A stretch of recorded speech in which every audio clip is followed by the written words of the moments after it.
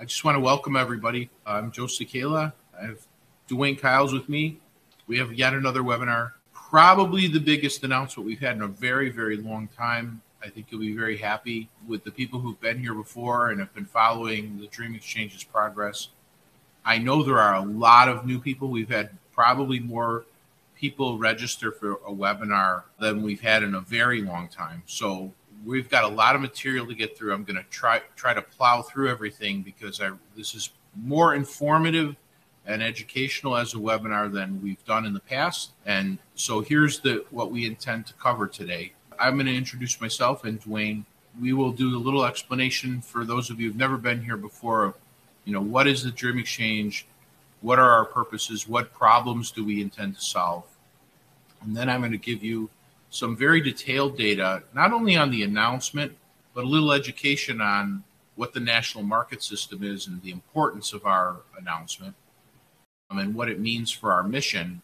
And then I'm going to take a few minutes to give everybody the update on the Main Street Growth Act, which is a very exciting time in our country, learning how the bills are made at the end of the webinar. So without further ado, I'm Joe Cicala. As I said, I'm the founder and the CEO of the Dream Exchange. I've been a lawyer and a CPA for the better part of the last 30 years. Every time I say that, it hangs in the air. I shouldn't be old enough. In any case, my background as a lawyer, CPA, I've worked with small businesses my entire career, raising capital, doing transactions. I've worked as a civil rights attorney as well, especially in the Black community in Chicago for approaching 30 years as well. And unique sets of problems have always been presented in this unique mix of relationships that I've had in my career. So 27 years ago, I had the privilege of being the lawyer for the small group of people that founded a company called Archipelago. But Archipelago was really among the first 3 companies to ever trade stocks over the internet using electronic communications. That company grew rapidly and really took over financial markets. It merged with the New York Stock Exchange in 2005. The New York Stock Exchange main trading platform is called NYSE Arca today. I was at the birth of what is the national market system 26 years ago, which gives me some unique insights to how to solve some of the problems that we confront, especially for small companies. So that's who I am. And my dearest friend and business partner, the two of us are pulling out our swords and heading for the front of this war, is Dwayne Kyles. And I'm just so happy he signed up and happy that I can I'll let Dwayne introduce you and give you his background, and then we'll play our short video. Well, since we're going to do the video, Joe, I'll just say that I'm the son of a Baptist preacher who pastored in Memphis, Tennessee for 55 years. I grew up there, even though I was born in Chicago, came back to Chicago to go to school, and really have spent most of my career as a lawyer trying to solve problems for the community, trying to make sure, in large measure, that African-American owned businesses could not only survive, but hopefully thrive. Sadly, that mission has been very, very much stunted by market conditions. And, meeting Joe and learning more about how the market and public capital markets work was really kind of a turning point in my life. I'm just so glad that we are here, joined at the hip, like you said, with our swords drawn to fight the good fight. So with that, I will let the rest of this story be told by the video. I'm Dwayne Kyles. I am the managing member of DX Capital Partners. We're shooting this at the National Civil Rights Museum, and I wanted to do it here, this place of healing. My dad was one of the pastors who encouraged Dr. King to come here to get involved in the sanitation workers' strike. I was there when he made the mountaintop speech. It had a profound effect on me.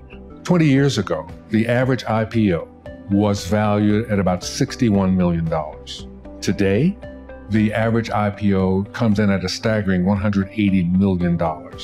That has left a lot of companies owned by all kinds of people enormously underrepresented in terms of the resources and assets that are available. That is where the Dream Exchange comes in. Over 92% of the jobs created by companies are created after an IPO.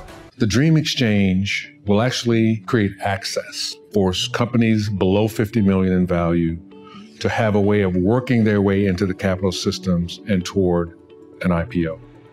DX Capital Partners has acquired the controlling interest in the Dream Exchange, making it the first ever Black-owned stock exchange in the history of America. Dr. King's dream was for everyone. We want people to be clear that we are trying to help all small, mid-sized businesses that are seeking capital. We want to do it for everybody. My dad always talked about the fact that you can kill the dreamer, but you can't kill the dream. Dr. King is not with us, but we are committed to making sure that all people have access to the resources they need to be successful and to thrive. This is a unique opportunity to participate in the development of an organization that is committed to the dream of Dr. King of creating economic empowerment throughout our community and throughout this country. There has never been an opportunity that has come at this level.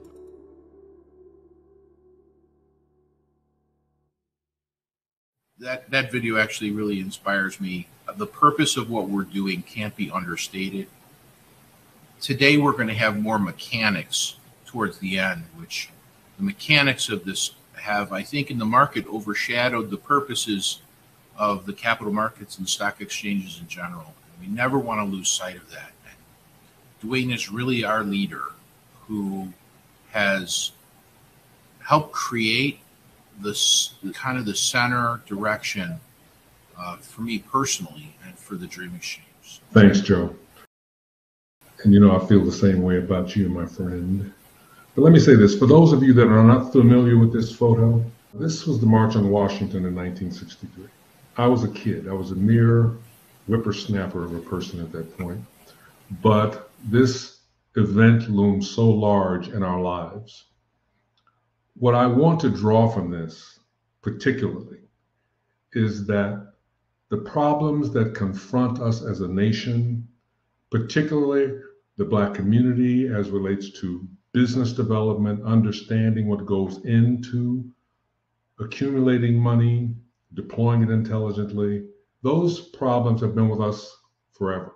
It's going to take some very committed people from all walks of life, from all races, from all creeds, all genders, to make sure that we work our way out of this. Because this is not a problem that's going to fix itself, because there are so many institutional barriers that confront moving from where we are to a place of communities thriving and understanding how to accumulate and deploy capital. It's going to take a very broad effort.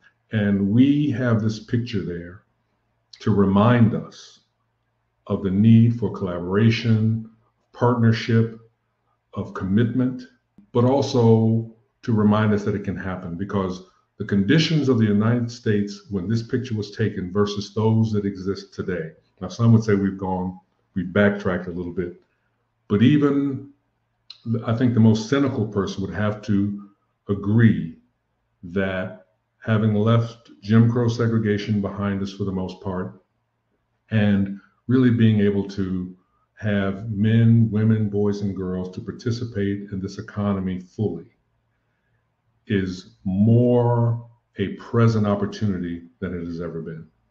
And we intend to take full advantage of that and to do all we can to spur that along. Thanks, Joe.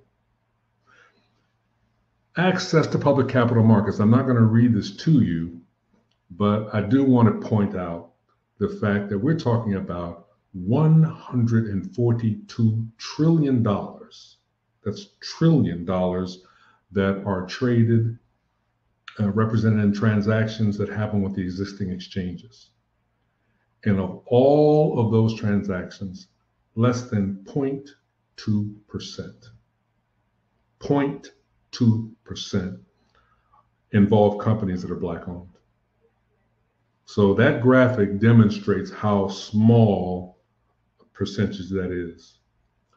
Without access to the public capital markets, if you're new to this discussion, trust me when I tell you, if America had to be built on bank loans and government programs, we would certainly not be the powerhouse, the economic powerhouse that we are in the world today. It just wouldn't happen because they're not designed, they're not structured or designed to create the kind of growth that is made possible by accessing public capital markets. So when we talk about why this is important, and Joe will go into this more later, but please know that being able to access those public capital markets to grow your company from a startup, after you've gotten through the startup phase, there are banks and government programs can be very helpful at those early stages of your development. But venture capitalists, there are other means of getting there, but I'm telling you, there is nothing that will allow you to maintain control of your company and to grow it like capital from the public markets. So we figured if we were going to be ambitious, we might as well be really ambitious. Not only will we have the first national market system exchange in the history of America that is owned by Black people or controlled by Black people, we are also going to develop something called the Venture Exchange. The Venture Exchange, Joe is going to go into more detail because it's tied to legislation that we've been shepherding through Congress for half a decade or more, almost a decade. So he'll talk to you about that. But that is going to really be our solution for helping businesses as small as $5 million in revenue to really raise the capital from the public capital markets. That has never happened before in America. That is not how the capital markets have worked.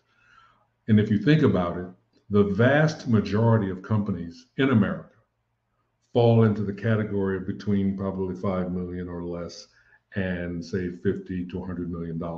That's the vast majority of them. There are approximately 3,000, I think, companies on all the exchanges combined. So imagine you've got tens of thousands of companies that don't have access to this resource. So this is not, I don't want people to think that this is just a resource for Black America. This is a resource for America. My objective as a Black American is to make sure that we prepare ourselves to take advantage of this opportunity. Because before you can take advantage of the opportunity, there's a lot of other stuff that we have to understand. The National Market System Exchange is the same as we're playing with the big boys in that space. The Venture Exchange will be brand new, but the National Market System is where the other 7 existing exchanges operate. And we will be operating on par with them through some very, very, I think, brilliant. Joe came up with some brilliant ideas about how to effectuate that and to make that work for us. But we'll go into that a little bit more later too. Let me say this though. It makes no difference to the Black community or other underserved communities that a stock exchange comes into being if in fact people don't know what a stock exchange is or what it does or how it can help them. If you're not motivated to understand this because you don't feel it's a part of your life or that it has nothing to do with you or your family or your friends, then why would you care? And unfortunately, we understand that I will be, particularly through our foundation, in the business of educating people. Because if you don't know about money, if you're not financially literate, if you're not exposed, you may know how to make a widget really well, but that doesn't mean you know how to run a business that makes widgets very well. There's a lot of education that has to take place to make sure that we prepare ourselves to take advantage of a stock exchange. And we're committed to that. That has never been done by an exchange either, because frankly, they didn't need to. The people they're catering to understand how to work these systems pretty well. So they don't need to worry about trying to educate a lot of people. We, on the other hand, are taking on communities that have not had access to these resources. And so why would you know? There's no reason for you to know if you don't have access. We've been fortunate in that for years, in the recent decades, we've had a lot of young people who've been able to move into the financial industry and to gain a lot of knowledge. And so now they're starting to do their own venture capital firms and other kind of financial firms. But they are still in the vast minority. With the Foundation of Dreams, and this is really important, we want to take existing legacy organizations, national organizations. We want to take business models like Ariel Academy that has been run for 25 years by John Rogers, Ariel Capital Management Company, Ariel Investments. There are examples of programs that have been around for a long time but have never been able to scale and to have the kind of national impact that we think is necessary. We're going to be seeking partnerships with national legacy organizations, with national institutions or businesses or schools or people that are committed to this kind of work, and trying to make sure that we can create virtual and in-person programming that is designed to really help people navigate the space they're in at whatever point in their journey they are. And what will come out of that is an ecosystem that once you get into the dream, the Foundation of Dreams, and the Dream Exchange ecosystem, no matter where you are, you'll be able to plug in. So you don't have to be born with a silver spoon. You don't have to be born on the right block. You don't have to know somebody to get the hookup. And I don't want to be disparaging of those things because that's how I've pretty much got what I have today. But I will say that if you're hardworking, if you're committed to helping someone other than your family, if you believe that this country can be greater if everyone is able to participate, that brings integrity, hard work, and understanding of how the system works. If those people are given an environment where they can thrive, then I promise you, everybody, all of us will be better off. And that is really what's at the foundation and the heart of our company. Is that good, Joe? That's amazing, Dwayne. I can sit and listen to you talk the whole time. And I'm dovetailing into that, what Dwayne just really said about the ecosystem is in creating opportunity. I think one of the things that we've discovered is very large organizations just don't tend to have good avenues to help create opportunities, and they want to. And this is part of our major announcement. So on November 18th, the Dream Exchange signed its first agreement, and will probably be a series of expanding agreements with a company called the Members Exchange.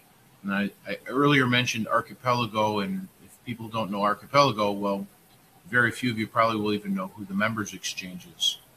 The Members Exchange is the newest licensed stock exchange, national market stock exchange. Now, the national market is the only place you can have a stock exchange today. They launched in the fourth quarter of 2020, and this graph shows you their growth. And to give you a perspective on the growth, they're in the 6 to 7% of the total market right now, and it's 2 years. That's extraordinary growth. So the New York Stock Exchange is about 30% market share. The NASDAQ is about 50%. The Chicago Board of Options Exchange is about 10 or 12. All those exchanges, the New York Stock Exchange has been in existence for 230 years. The NASDAQ has been around for about 50 years. The Chicago Board has been around for, well, the predecessor has been around for more than 70 years. So there's tremendous length of time and long in the tooth experience that these other exchanges have had to grow to those sizes. The Members Exchange in 2 years has captured the financial marketplace in a way that's never been done before. And it really is because they have proven technology. They have extremely good people. They're very small, but they're very powerful. And their proven technology is something that we've been vetting for a long time. Our technology team and the technology team at the Members Exchange have an extraordinarily great relationship. And so what we did with them is we've agreed to allow them to host certain components of the Dream Exchange, which is now a proven technology, and it is really working at a superior level in the market. The significance of this can't be understated. That's who the Members Exchange is as a technology. Now, before I get to the next slide, it's important, and this is a part of this webinar that requires a little increase in the understanding, and Dwayne was talking about financial literacy and helping people to understand things. So what is the national market system and how does it work? So the national market system was actually created in 2005. It was really born because of companies like Archipelago. And before the national market system, there were many just independent, smaller stock exchanges. They've now been consolidated into really 7. Rules were created to make sure that those stock exchanges all played the same game in a fair system, regulated by the Securities Exchange Commission, and that's what the national market system is. Now, how does it work? Well, you're the American investing public. You see that at the very top of this slide. How is it that the national market system and stock exchanges and those things affect the day-to-day lives of the average American? Well, not everybody walks in and buys blocks of shares in Apple Computer or in IBM.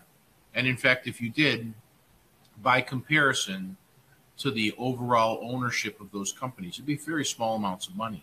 I mean, regardless of what side of the issue you're on, the only people who really walk in and buy entire companies today as a whole company are people like Elon Musk. He just spent $55 billion and he bought a company. We as average Americans don't have that kind of power. So the average American, even if you invest directly, even if you own your own portfolio of stock, you're working with a stockbroker or a wealth manager to individually purchase stocks that you believe will enhance in value, will pay you dividends, and will be a good investment. On the other hand, no matter what, you're always working with a stock brokerage. Or the alternative is you have a 401k plan, or you are a part of a retirement system.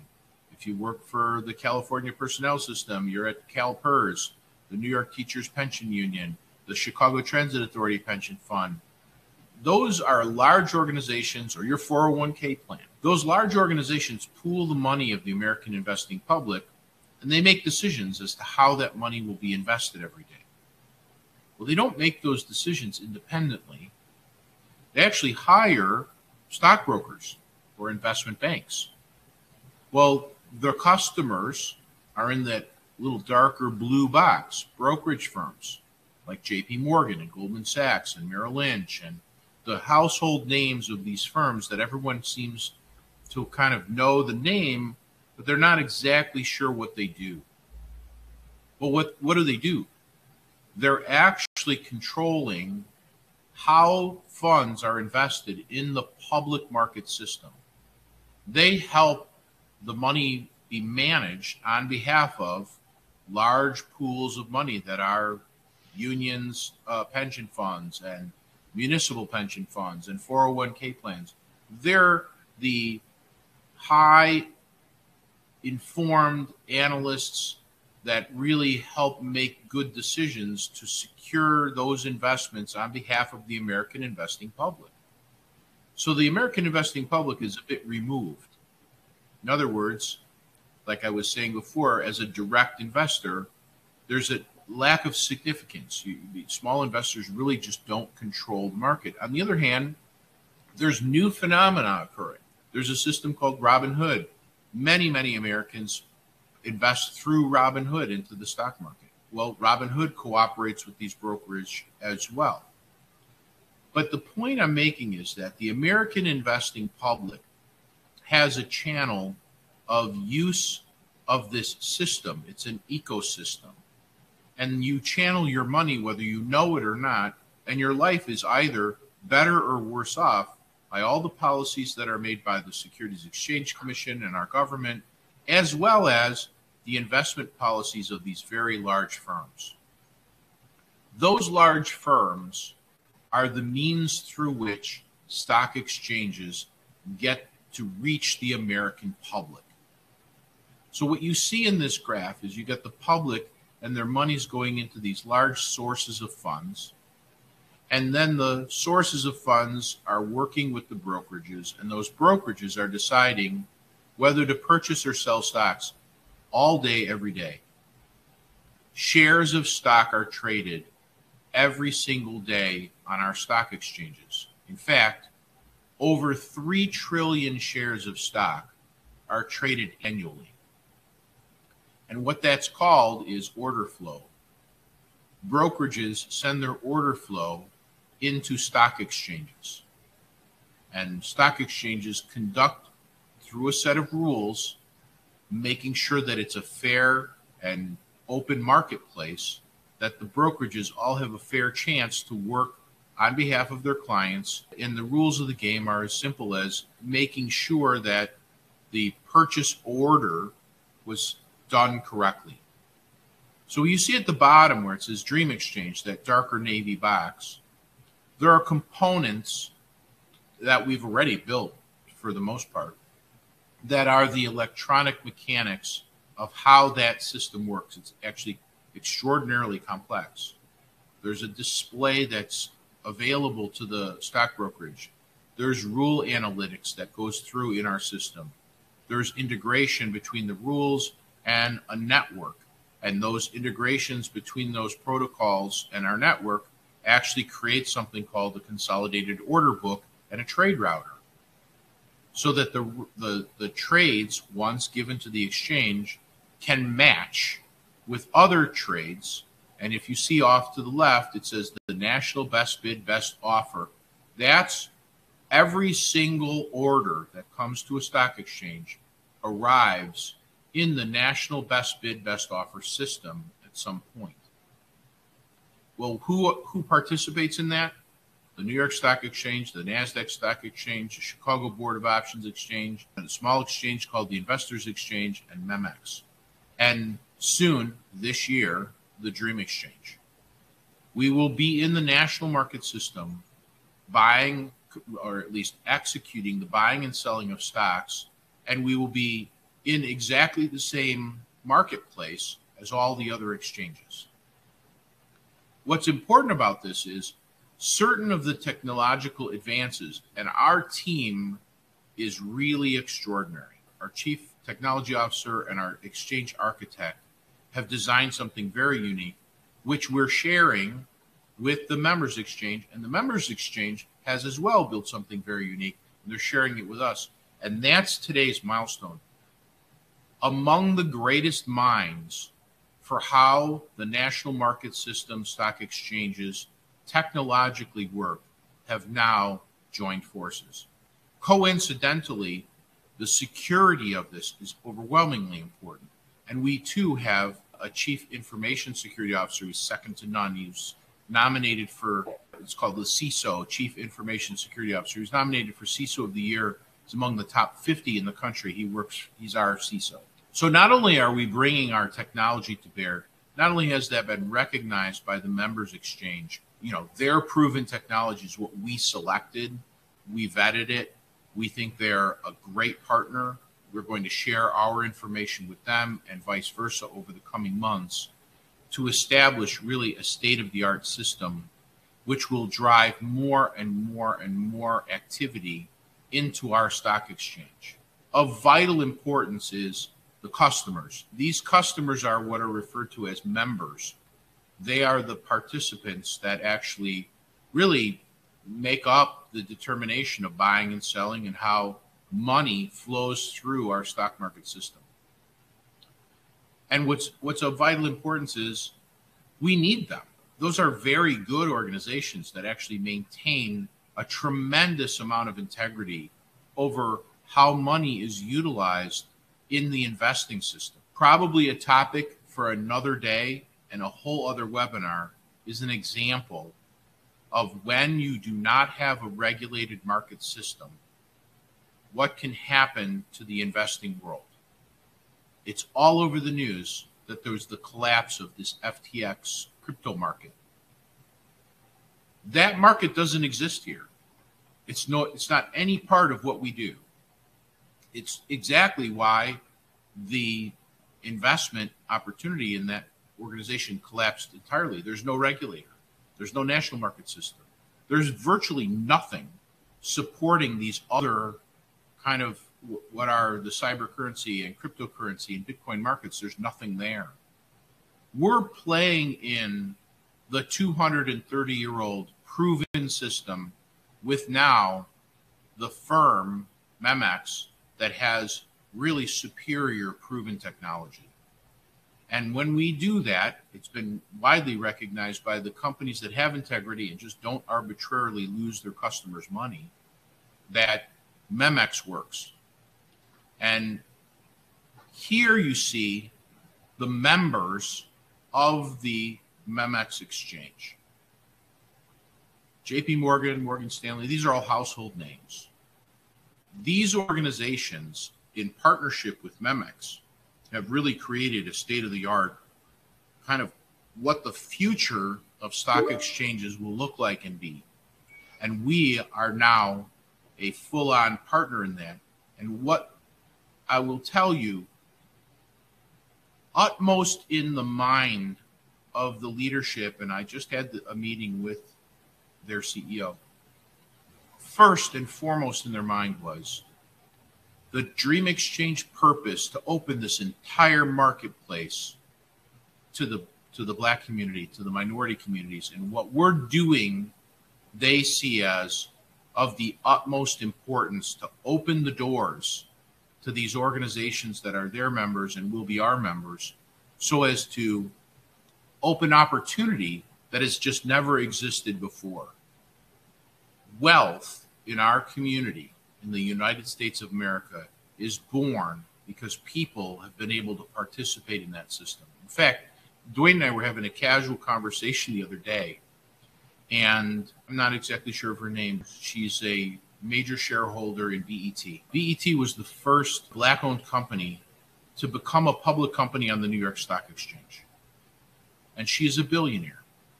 Go figure. A woman who was at the founding of one of the two companies in the history of our country to be Black-owned and listed on the New York Stock Exchange has become a billionaire. It's a proven way for wealth creation, and wealth creation creates tremendous stability in a community and in a marketplace. So by opening these doors with this relationship, we will be working this coming year towards a state-of-the-art system and a tremendous opportunity for the underserved communities of our country, because that's our brand. That's who we are, and that's what we intend to fulfill on the promise of. Now, having captured all of this as a national market system, we really want to make sure that the importance of this for our mission is kind of covered in this webinar. So the collaboration will not only accelerate certain of our time to market, because certainly what we've built and how we're doing things, once we are collaborating a little further, the Securities Exchange Commission, the members, are going to be familiar with exactly what we're doing, because it's a very like-kind set of systems now. And that proven and fast and really secure trading environment is going to help us to assure that we're there protecting the market system on par with the fastest growing and kind of state-of-the-art other exchange. So our next steps are very soon, within months. I don't want to make promises that I can't keep, but as we move forward with Memex, we will be filing our application for an exchange. there's time that's out of our control once that happens. The Securities Exchange Commission will test us, and there's a lot of activity that has to go on once we've filed for the license. Once the license is granted, we open, and there's a period of time when it's what's called a conditional license, where they're allowing the testing after in a live market to assure that the exchange is a well-protected environment to make sure that we've done everything and they've thought of everything. It's actually a good process that I like. So with that, we will be open whatever period of time that takes during 2023, but I suspect that it will be in this year. And then the next part of this is, how do we really open the marketplace to list companies? So what I showed you up to this point is the activity of buying and selling of companies that have already registered their shares with the Securities Exchange Commission and been granted permission to become part of the menu or listings of a stock exchange. Well, our goal is to open that to more companies and smaller companies. So there's two ways we're going to do that. One, the national exchange certainly is going to be directly impacting what I call the underserved, but the Black community and minority businesses, women-owned businesses, businesses that are not really getting the same attention they might from another exchange. The Main Street Growth Act is a piece of legislation that creates venture exchanges, which do not exist right now. Now, there's no contingency for us to open our exchange on the legislation. On the other hand, once the legislation passes, it opens up an entirely new model and way to go about getting smaller companies to come to the marketplace and get investment dollars and be in a secure, as I just mentioned, the same very secure marketplace that exists that we see every day on the news. Venture small companies will be able to participate in that market, and they currently can't, and they never before have been. So that license application and approval will go even faster because we are parallel constructing exactly what the rules of the venture exchange will be in the technology of the national exchange. So this major announcement really does accelerate everything we're doing in the future, because proven technology will now be utilized in a market that doesn't exist, and will be really able to address that market in a state-of-the-art way that's never been done before.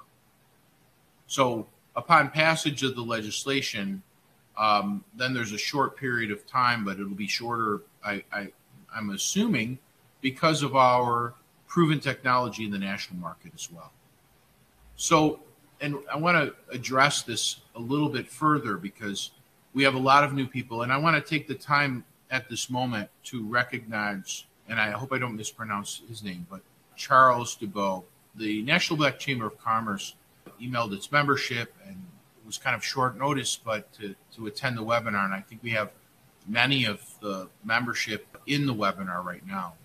And that's a perfect example of the future of the partnerships we intend to make.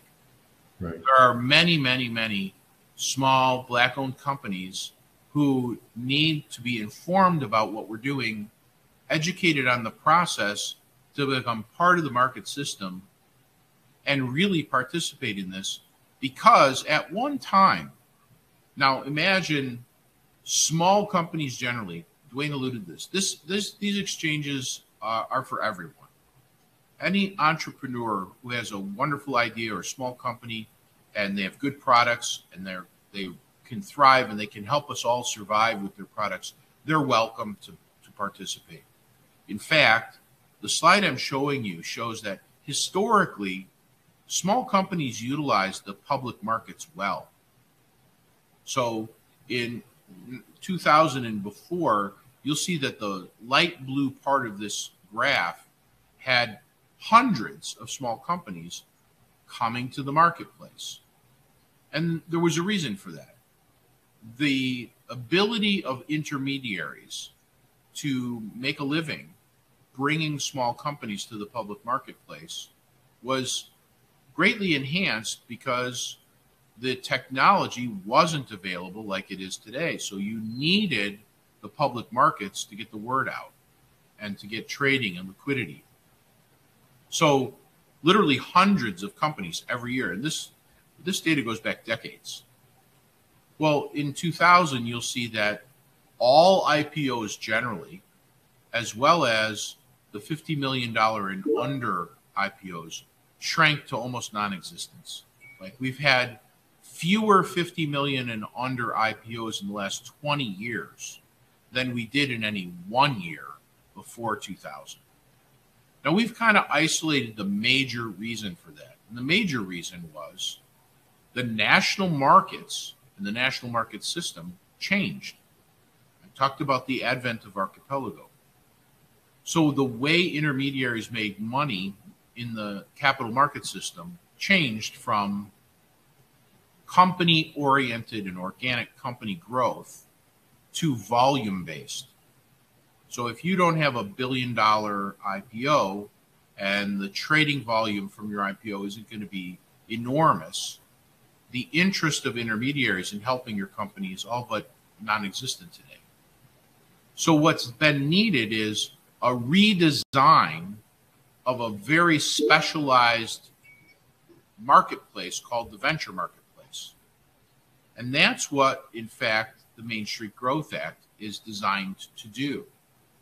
It's a brand new market structure for small companies. It creates brand new stock exchanges called venture stock exchanges and venture securities that would be traded on them. And this law will allow us to reach a market that was once reached long ago, but for 20 years has not been reached and has never been reached in the minority communities, never. So this is a bit of the history of the bill. The bill was, and we've really been the labor behind this, and Dwayne and I have been working on it very diligently, in fact, more diligently this week than ever in the last 2 years. The bill passed the 115th Congress unanimously. And the only reason that it did not become law was the Congress ended and they shut the government down. Otherwise, the Main Street Growth Act would be a law. Right now, there's a very good chance that the Main Street Growth Act will be included in next week's final appropriations bill. We're keeping our fingers crossed. There's a lot of activity on this legislation and other pieces of legislation to be included. We don't know if it's going to be included or not. We definitely have made the case that it should be. On the other hand, it's receiving very serious consideration at the moment to be considered. On the other hand, if it isn't, and we have a new Congress, the good news for this law is it's been sponsored by, the lead sponsor is Representative Tom Emmer, who's a congressman from Minnesota. It's been co-sponsored by Representative Gottheimer, Representative Panetta, Representative Garcia from Texas, Representative Schumer, who's the chairman of the Entrepreneurship Committee. We've had tremendous support from Maxine Waters and Danny Davis, and the congressional leadership understands and agrees with the bill. It's an 11-page, short, tiny little piece of law that may not get enough attention to get us over the hill this Congress.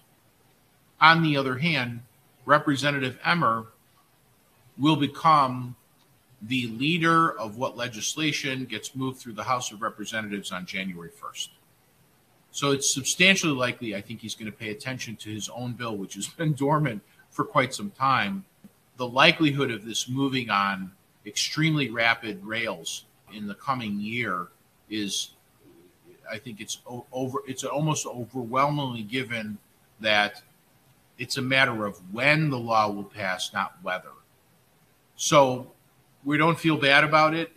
Whether it does or does not get included, it may. The point is that while we have made our agreement to begin our exchange technology, we're simultaneously preparing to be able to launch a venture exchange, and we'd like to be first.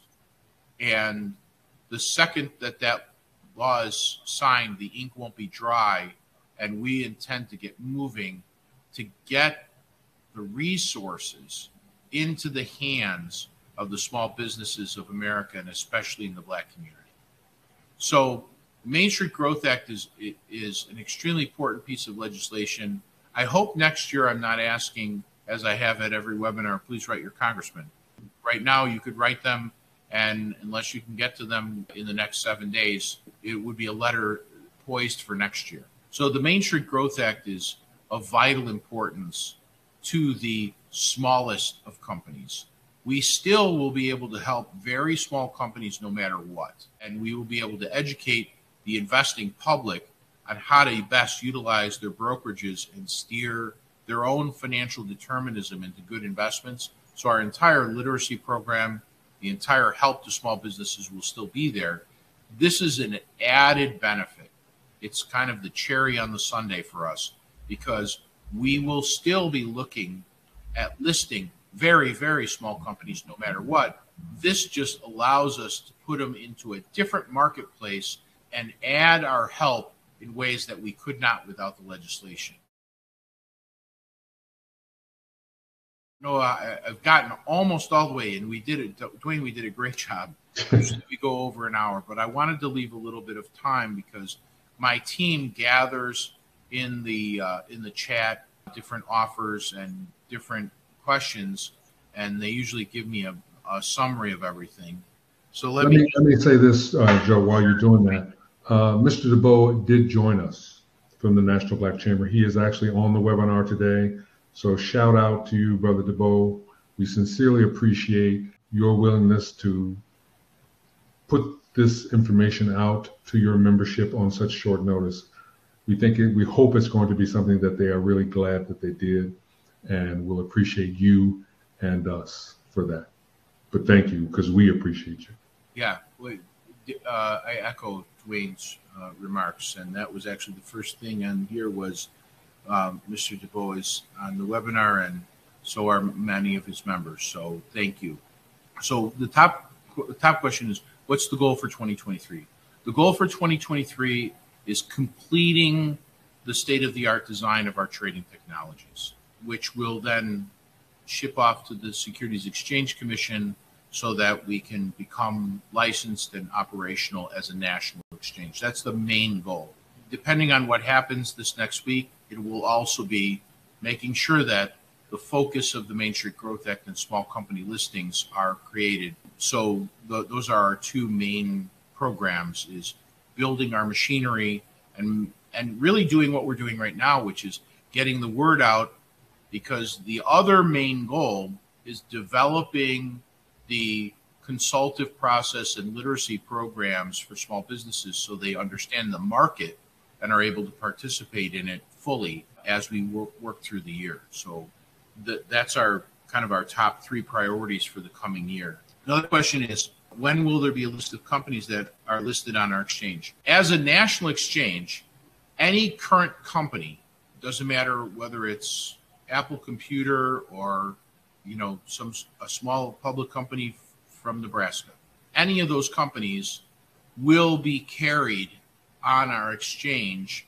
as buying and selling orders through the brokerages. So if you have a brokerage account at Charles Schwab, or you have a brokerage account at E-Trade, when you're trading, those members will be directing some of the traffic to the Dream Exchange.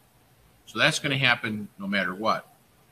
On the other hand, the listings that we create, we're beginning the process of functioning in the regulated marketplace. So what will happen is there's timing and confidentiality to those listings. So as companies are signing up to list, there'll be public announcements, and you'll know what companies have listed through our releases and the Securities Exchange Commission releases of the companies when they list. We're looking at the end of the year 2023 and early into 2024 when we hope to see our first sets of listings. But again, all these timelines, some of the timing is beyond our control because there's a regulator involved. On the other hand, we're speedily moving at a pace that we've never been moving at before. So this market and getting the word out so people understand the market and can participate is very important to us, which is why we do these webinars. So another question is, what are the requirements for listing? So let me also say this. During 2023, we will be hosting certain symposiums. We have an idea. We have a set of listing ideas for exactly what type of company, how the company should look, what their governance should be, what they should have completed to make it to the market. We're not assuming that we're capturing all of those companies correctly. So as part of the symposiums, we'll be inviting our membership, we'll be inviting investment firms, we'll be inviting the companies to weigh in. Obviously, we're ultimately the decision maker on the final rules for our listing, but that information will be coming out this year. It'll be discussed. It'll be a bit more of an open forum environment so that we can tailor make how companies become listings during the coming year. Now, I can tell you this, if you really have the opportunity, there's a white paper in Oxford University's Handbook on IPOs in Chapter 9 called Low Visibility Markets Acting as Stepping Stones to National Exchanges. Myself and our Director of Research are the authors. If you read that, it'll tell you parameters. It doesn't give you rules, but it'll tell you what type of company. And it's a bit of a scholarly research paper. There's a link to the white paper that my team is going to post, but that'll give you at least a preliminary idea of what we've already published in terms of the parameters around the companies. What if your company has not yet hit 5 million in revenue? So that's exactly what the purpose of the venture exchange marketplace is. Not hitting in 5 million in revenue, I'm going to say this, maybe I'll get myself into trouble, but not hitting 5 million in revenue will not be a total stop. There are other factors, and that's why the symposiums. I'll give you an example. Tesla Motors wasn't profitable until July of last year. Yet somehow they commanded the highest market value of any auto manufacturer in the world in the stock exchange. Well, why is that? Well, there's a simple reason. They had better technology. They're the first company in the world to create a retail electronic automobile. If you own that, well, you should be in a stock exchange. It's a tremendously valuable opportunity, and those who invest don't only invest based upon how much profit did the company make, especially for the earliest stage companies. So we're formulating that because the point of the venture exchange market is to get the companies to grow. We're entertaining ways to make sure that we protect investors and protect the market while simultaneously getting all the help that's needed. If the SEC were to administer a ruling for T+0 settlement of trades on the national exchange, will DreamX have the capability to execute? Yes, absolutely. Yesterday, the SEC held a hearing on latency and on market parity and on certain of the rules that this is another webinar altogether. Thank you for your question, but I'm glad we have sophisticated people out there. I mean, there have been a lot of abuses in the T+3 market because of needing to comply with regulation SHO on short selling and the speed that's available in the market to not have settlement be quite so late. But we're absolutely, without a doubt, able to execute. That will be no question about that.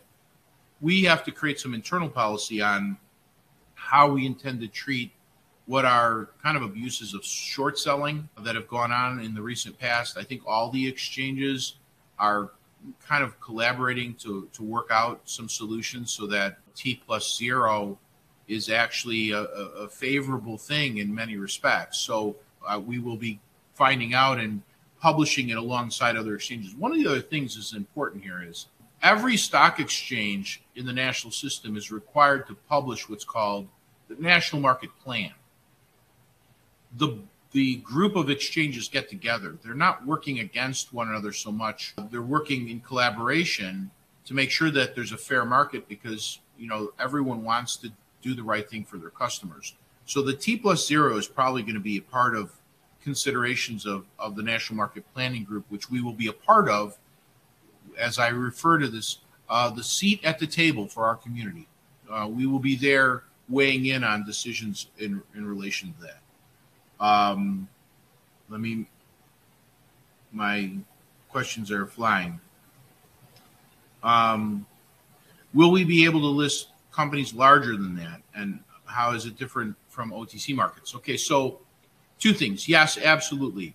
The National Market Exchange will list, directly competitive with every other large company.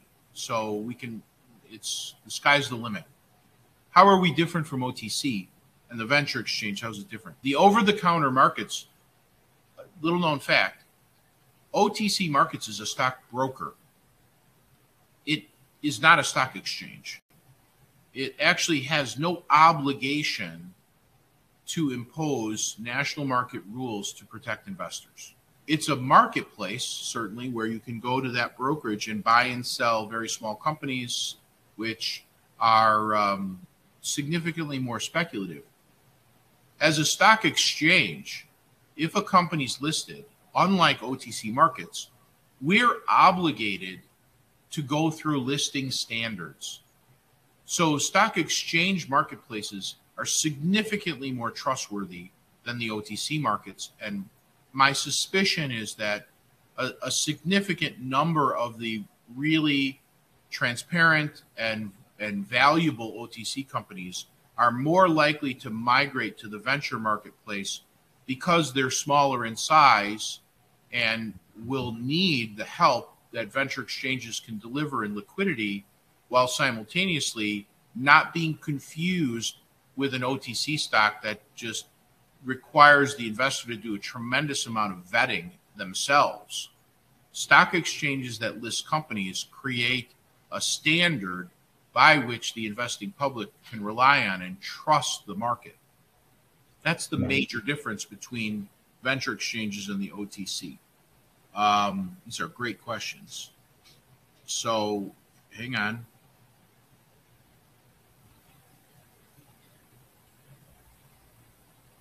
Right. So a couple of questions.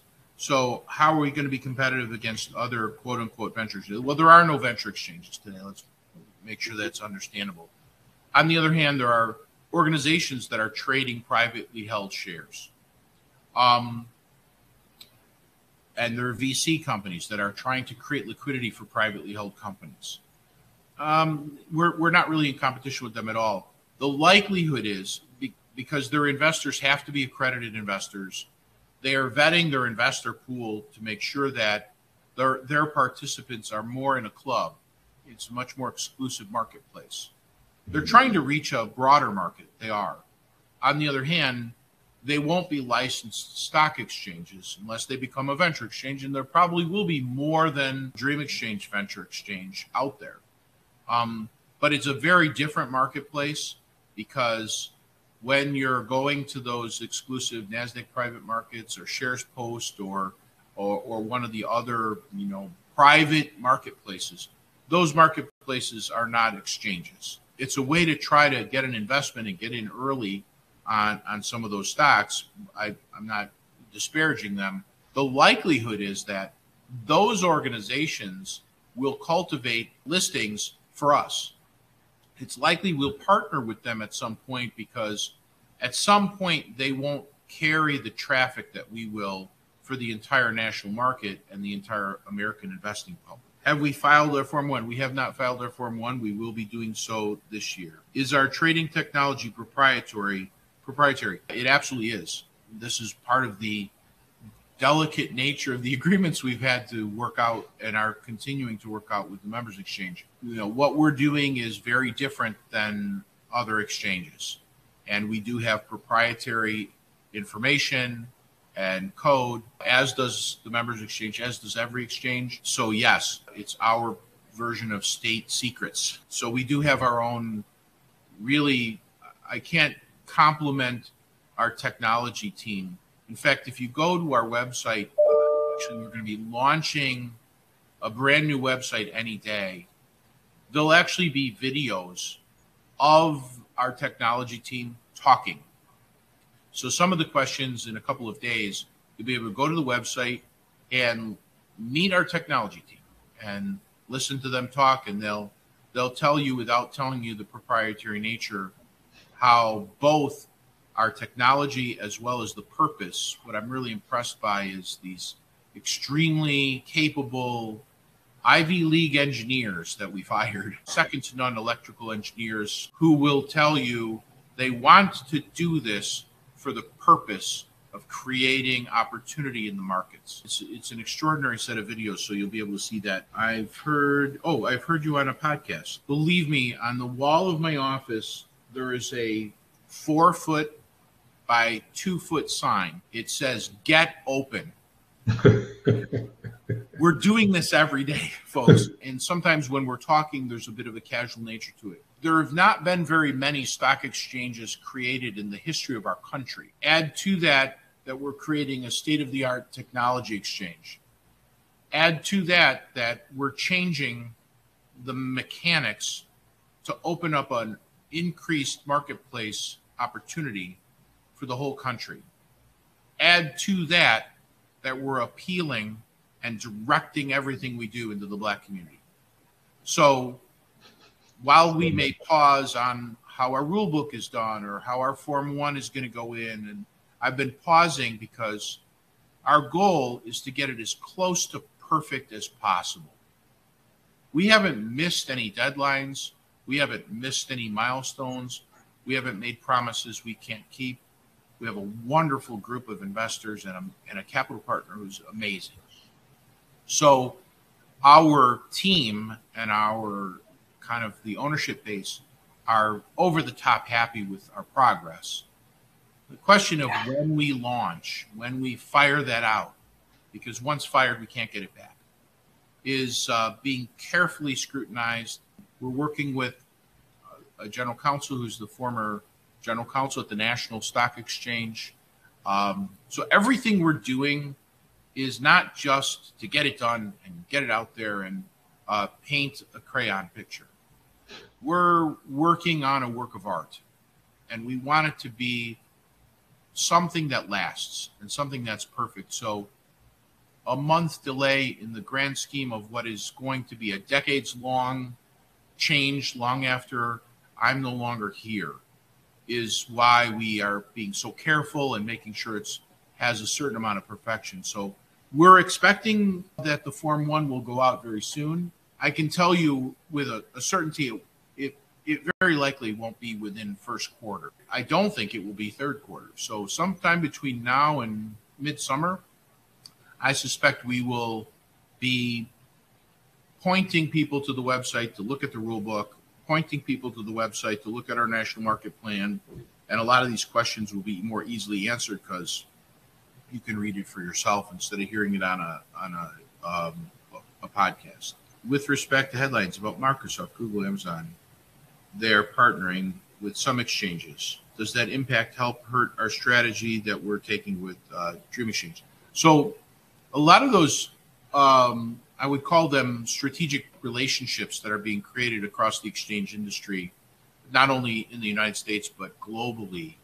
They're really not going to impact us very much because there's going to be 7 or 8 major licenses.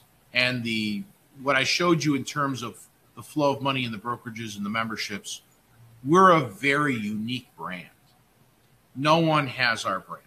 And I dare to say that no one will create what we've created I've been doing this now, I'm going into my 15th year. We've been working on legislation for better part of 6.5 years. We've been working on our trading technology to perfection for the better part of the last 3 years. Everything we've been doing, and understand this, there is no growth period from startup to maturity for a stock exchange. All of what we're doing will lead to the point where we launch. The day we launch, we have to be a fully mature, equal partner in the stock exchange environment with the New York Stock Exchange and the NASDAQ. So it's not as if we are, no offense to coffee shop owners, but, if you open a coffee shop and say, oh, next week we'll buy a better espresso machine and we'll get cooler cups. We don't have that luxury. No. The day we are live, the New York Stock Exchange, the NASDAQ, CBOE, MEMX, IEX, Miami Exchange, Long-Term Stock Exchange, the other 7 exchanges, we will be an equal partner in the exchange world. So those slows, or whatever you want to call them, I don't think they're slow at all, are just a matter of getting a very unique exchange brand that's never existed before to fulfill on the promise. This is a historical event in our nation that the Black community will now own and participate in the greatest wealth creation mechanism in the history of civilization. More importantly, it's been the place where all the greatest ideas have been born and cultivated and given money. If we don't give our money to companies that can help us expand and survive better, we don't have wireless technology. We don't have, new pharmaceutical products that help us survive. The capital markets in our country have helped us to survive because that's what we invest in. We take that seriously. That is a high level purpose that we will not compromise on. The integrity of what we've done to this point has been just so well done that to compromise for expediency's sake for a few weeks or a few months isn't something that any of our group or investors are willing to do.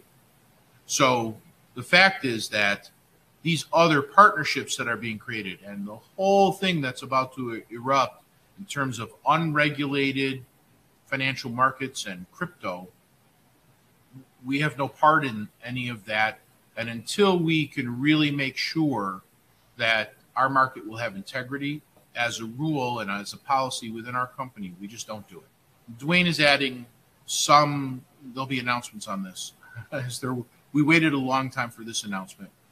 There are some capital partners being added to Dwayne's group because I think it's appropriate that certain of the community are able to participate in this historic venture and financially support it and support it with their public views. So Dwayne is going through a process right now with our team to make sure that if he's adding any partnerships to the controlling minority interest, that those people are, really carefully looked at and evaluated to be invited to participate. There are more questions here, but I also see there's thank yous, and we always get this at the end of the webinar. I can go through and there's as many thank yous and way to go, and I'm just so happy to see what's happening. There's a lot of those, and I don't want to not acknowledge people who are our pay thus far has been cheerleading. Believe me, we want to open the exchange because it means better pay for our staff and a better environment for us to work in and all kinds of other things. But up to this point, our pay has been in our purpose. And when our purpose is acknowledged by webinars, literally that's kind of Dwayne, that's the paycheck Dwayne and I have been getting. So thank you for that. I went way over. We went 15 minutes over because we had a lot of time for question and answer. Here's what I would recommend. We do have ways to stay in touch. So I think there's an offer button about keeping in touch and getting a constant email from us about our progress. I also encourage you, we want to communicate with you. Send us emails. I think it's info@dreamex.com. Our website is dreamex.com. It should be posted by our admin. So email us, call us. We take your calls. I talk with anyone who wants to talk. We're very transparent, as you can see from this webinar. We want people to understand the full nature of the financial systems and how they work, because we believe that one of the barriers to participation has long been a lack of informed community on it. Right. So call us up if you have questions, if you have concerns, if you have thoughts about how you can help us. We're forging ahead with strategic partnerships. We're looking for strategic partners. We have many venture capital firms that have come along and asked us, when the venture market opens, how's that going to look? And we've had dialogue with those types of firms and incubators and small companies. Unfortunately, until we're open, it's just a dialogue. But preparing for the opening, one podcast asked me, what is it that keeps you up at night? There's one thing that keeps me up at night. What we're creating is such an enormously good thing. It holds hope and possibility for the future of our country in a way that no organization has created this opportunity before. And we're going to be drinking from a fire hose. And that's what keeps me up at night is making sure that we're prepared and scaling for the volume of people that need our help, and to deliver the help that's promised to every single person with the same integrity that Dwayne and I have shared for all of the years we've been working on this together, and to treat everyone as a human being who's worthy of seeing their ideas explored in a free and open market. So the goals of our group and our humanity means that everyone's going to need attention. And we intend to give that attention to every single person in the way that we've done for, the last 20 years of working together that Dwayne and I have done. So anyway, I really do. I want to thank everybody, and I really do appreciate your very nice commentary and appreciation for the labor of what we're doing. It's not easy what we're pulling off, and we're winning. So I'm grateful for that. Charles, I'm very grateful for your new introduction and for the group of people from the National Black Chamber of Commerce, because quite a few have registered, and we're looking forward to seeing what the future holds with a relationship with or your organization, organizations like you. Dwayne, I don't know if you have any final comments before. I appreciate it. Friday afternoon, everybody sticking around. So a lot of you have stayed this full time. So thank you for that. I just want to say thank you too. I mean, we recognize that this is the end of a busy week. There's a lot that happened this week in America. So for you to take the time to sit with us for more than an hour is greatly, greatly appreciated. Thank you. Thank you all very much. There'll be a future webinar. We'll make it announced. You'll get an email, and please be in communication. I hope you're well. I hope you're prospering. I hope you flourish and prosper, and we hope you join us on our journey, and we flourish and prosper together. Hope you all enjoy a very, very nice weekend, and I hope you have a wonderful holiday season.